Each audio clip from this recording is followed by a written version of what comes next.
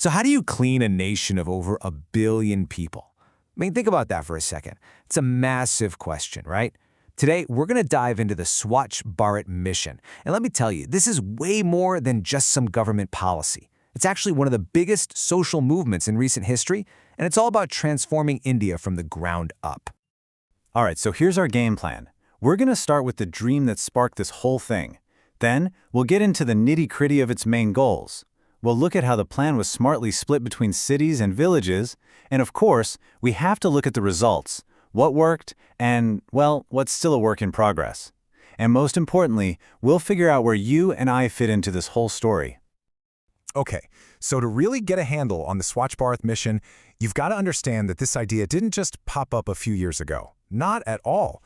It's a dream that's been woven into the fabric of India's history for a very, very long time. At its absolute core, the Swachh Bharat mission was designed to be a Jan Andolan, a people's movement, and that's the key right there. The whole idea was that real lasting change can't just be ordered from the top. No, it has to bubble up from the grassroots, getting every single person involved in changing the country. You know, the biggest inspiration for this mission comes from Mahatma Gandhi. He famously said that sanitation is more important than independence. So it's absolutely no coincidence that the mission was launched on October 2nd, his birthday. This was more than just a symbol. It was a powerful way of saying, hey, we're finishing a job that was started a long, long time ago.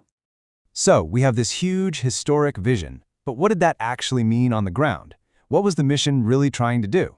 Let's switch from the why to the what and look at the actual goals they wrote down. All right, first things first, the big one.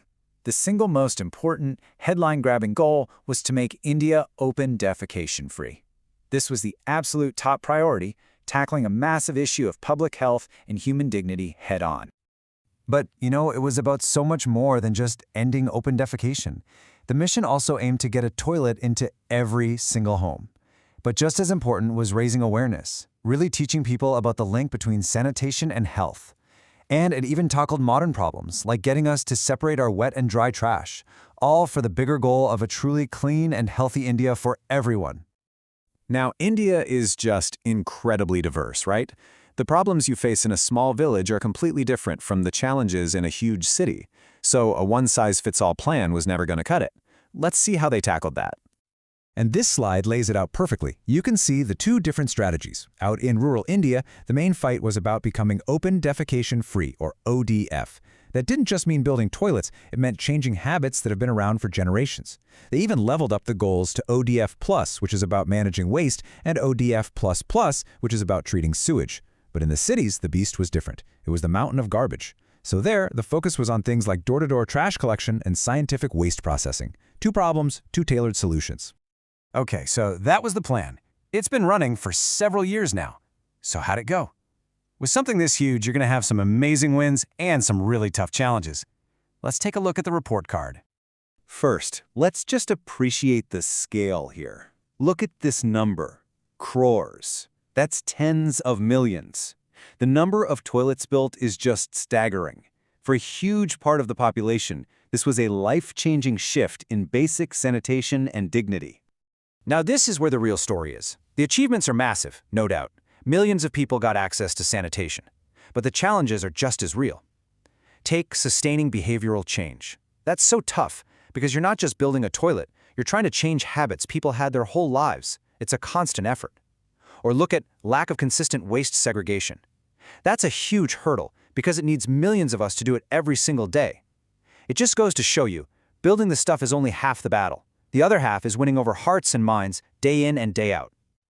So, after we've looked at all the big policies and the national numbers, the mission brings us right back to its core idea, that Jan Andolan, the people's movement, which leads to the most important question: what's our part in all this?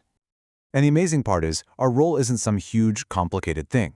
It breaks down into these simple, everyday actions. It's that small habit of separating the trash in your kitchen.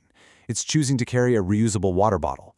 It's about a fundamental shift in how we think, from appreciating the hard work of sanitation workers to just encouraging our friends to keep things clean.